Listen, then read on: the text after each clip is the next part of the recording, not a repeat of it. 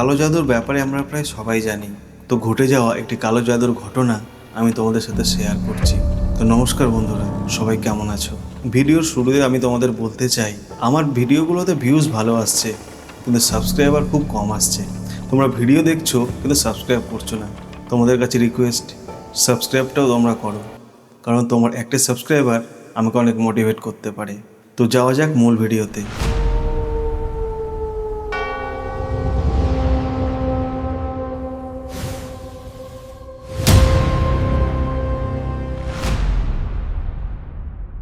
তো ঘটনা শুরু হয় একটি মেয়ের সাথে। তার নাম হলো সেলিন। একটি খ্রিস্টান পরিবারে সে জন্মগ্রহণ করেছে এবং তার পড়াশোনা শেষ হওয়ার পর তার হববরের সঙ্গে চাকরির সূত্রে ব্যাঙ্গালোরে শিফট হতে হয়। তাদের দিন ভালোই কাটছিল, কিন্তু হঠাৎ করে 2023 সালের জুলাই মাসে তাদেরকে কলকাতা শিফট হতে হয়। খুব জরুরি নোটিশে তাদেরকে তাড়াহুড়ো করে তারা একটা ফ্ল্যাটে থাকতে শুরু করে এবং সমস্যা শুরু হলো 1 মাস পর থেকে। সেলিন ছিল শহরে নতুন, তার তেমন চেনা জানাও ছিল না এবং সে এখনও জব পায়নি। সেই কারণে তাকে বাড়িতে সারাদিন থাকতে হয় এবং বাড়িতে থাকতে থাকতে সে প্রায় ডিপ্রেশনে পড়ে যায়। তার মন মেজাজ ভালো নেই বলে সে 1 সপ্তাহের জন্য তার মায়ের বাড়ি যায় পাটনাতে এবং সেখান থেকে আসার সময় তার ভাইও তার সাথে আসে।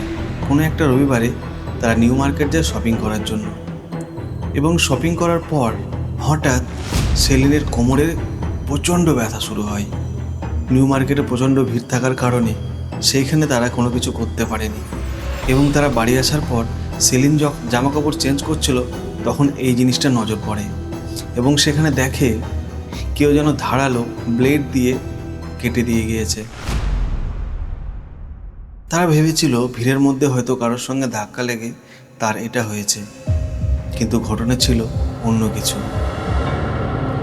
কোনো একদিন সকালবেলা তারা ব্রেকফাস্ট করতে করতে এবং সেলিনের কাঁধে সেই একই রকমের আঁচড় দেখতে পায় এবং হঠাৎ করে একটি ছায়া যেন তার পিঠে আঁচড় দিয়ে চলে যায়।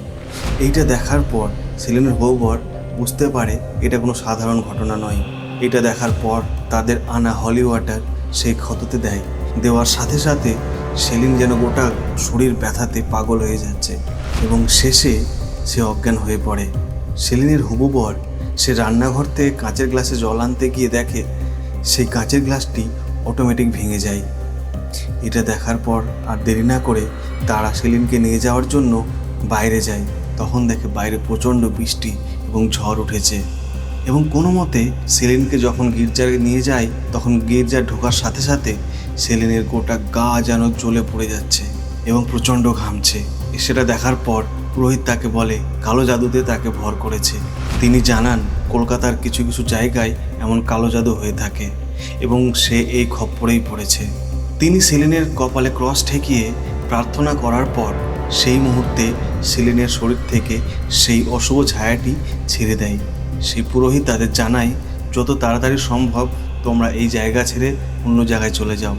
পরের দিন তারা আর দেরি না করে পাটনাতে চলে যায় এবং সেইখানে গিয়ে একটি বিখ্যাত আশ্রমে তাকে দেখায়।